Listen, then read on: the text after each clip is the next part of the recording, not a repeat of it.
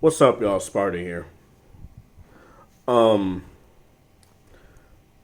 so my girlfriend wanted to switch back to the iPhone 8 Plus. Oh, that's just great.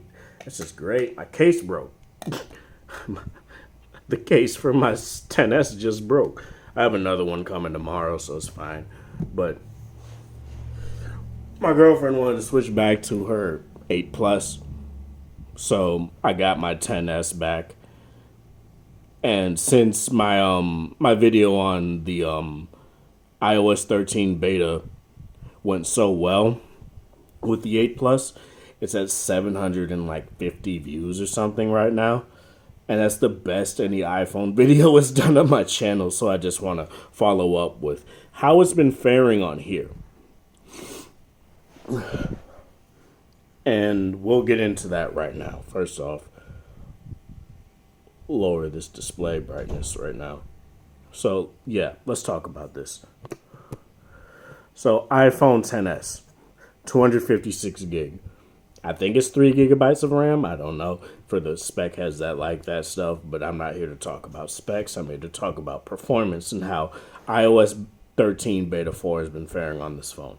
And overall, it's been pretty good. I feel because my girlfriend said that she was getting, the phone was freezing and stuff like that. I was like, that's weird. And I did tell her that she is running on the beta for iOS 13, so that's probably why. And I've had this phone within this past, 4 days freeze up, twice on me.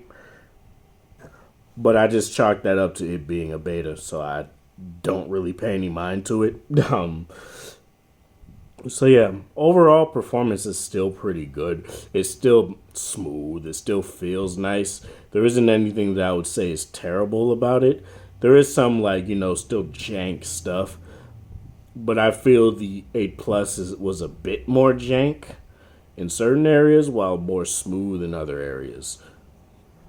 But for instance, my 8 Plus never froze on me. So that's the 8 Plus never froze on me, so that's a big plus in its favor.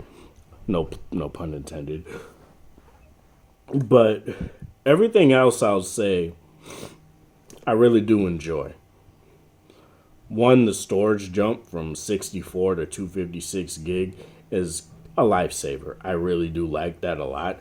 And I know that it's not an iOS 13 feature. It's the feature of the phone, but I do enjoy that a lot because I could obviously install more stuff on it.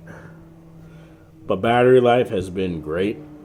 Standby time on iPhones are notoriously great, so that's something that you don't really got to worry about. It's as good as it could be, I guess, for a newer iPhone 10s. And I know the 11 is coming out soon, but she really wanted a 10s, and lo and behold, now she doesn't want it, so I have a 10s. So I guess that's fine.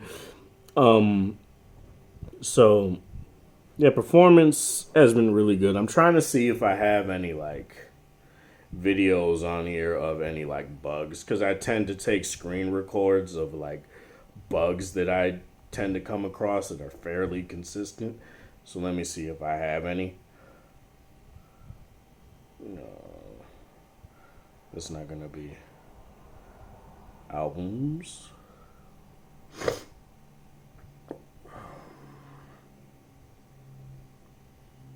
Videos.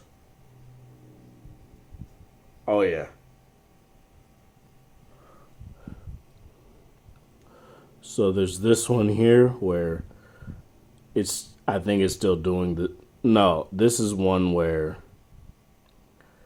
yeah, this is one that I showed on the 8 Plus where it'll just cut off half the screen. There's also one where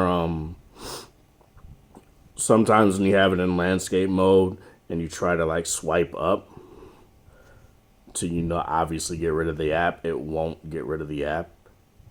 And I think that's what comes up here in one of these clips, but it does that still. There is that. So that's consistent across both devices.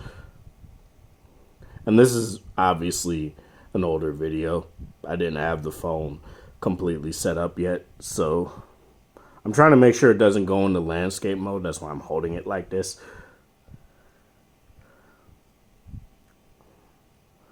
But yeah, I do it right here while in the game. And it still does it. And the reason why I tend to switch the phone around to the other side is because that it won't let me swipe up from that side. So it just does that. And yeah, there's that one. And then there's this one that I saw on Instagram where, okay, I'm raising the volume, right? And there's this volume thing, right? You can't see it because the timer is and the clock is in the way. But God damn it.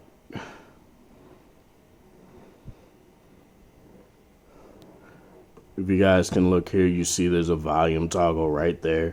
And there's also this volume toggle, the default volume toggle right there. So it's in two different spots at once. That's something that I've noticed throughout these iOS betas where there's multiple volume toggles. They fixed it within the YouTube app, but in Instagram and stuff like that, it's still there. So it's a little bit kinks like that, but there's nothing that I would say is terrible.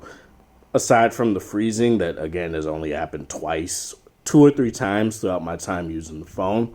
But other than that, that's pretty much it when it comes to my time with the iPhone XS Max and iOS 13 XS Max. The iPhone XS on iOS 13 Beta 4. Hopefully by the actual release of iOS 13, there are minimal kinks. There really can't be, no kinks, because kinks happen with updates regardless of what company. So yeah, this is Sparta. Thank you guys for watching. Thanks for the support. Hope you guys have a wonderful Friday, whatever time of day it is in your area. Have a good one.